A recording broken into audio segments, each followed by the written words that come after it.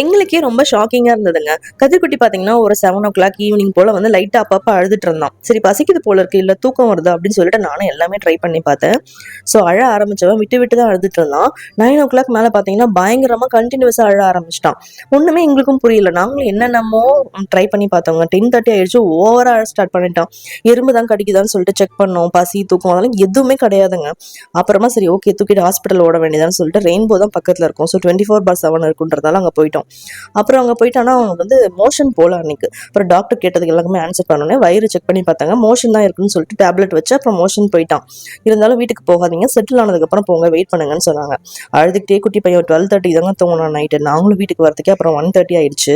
எதனால இப்படி கான்ஸ்டிபேஷன் ஆகுதுன்னு சொல்லிட்டு டாக்டர்கிட்ட கேட்டேன். அவங்க நிறைய ஃபுட்லாம் சாப்பிடும்போது அது யூஸ்வல் தான் ஆகுறது. நீங்க அதிகமா தண்ணி கொடுங்க, 2 ஃப்ரூட்ஸ் 2 வெஜிடபிள்ஸ் அந்த மாதிரி கொடுத்துட்டே இருங்க, உங்களுக்கு ஃபைபர் நிறைய சாப்பிட சாப்பிட சரியாயிடும்னு சொன்னாங்க. இந்த குட்டி பையன் தண்ணி குடிக்கிறதே கிடையாதுங்க. வாயில் நம்ம தண்ணி பாட்டில் வச்சா கூட இந்த சிப்பர் பாட்டில் வச்சு துப்பிடுறான் தண்ணியை, அந்த மாதிரிலாம் சேட்டை பண்ணிட்டு இருக்கான்.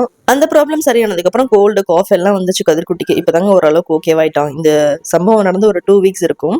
குழந்தைங்க எப்படா பேச ஆரம்பிப்பாங்கன்னு இருக்கு. ஏதாச்சும் ஒரு அவங்க அழறாங்க என்னன்னா நம்மளால கண்டுபிடிக்கிறதுக்கே ரொம்ப கஷ்டமா இருக்குங்க. பேச ஆரம்பிச்சாதான் அட்லீஸ்ட் சொல்லிடுவாங்க இதான் பிரச்சனை அப்படின்னு சொல்லிட்டு. இந்த மாதிரி நீங்களும் உங்க குழந்தைங்க இருக்கும்போது மிட் நைட்ல ஹாஸ்பிட்டல் போன அனுபவம் இருக்கா அப்படின்னு சொல்லிட்டு மறக்காம கமெண்ட்ல சொல்லுங்க. தேங்க்யூ.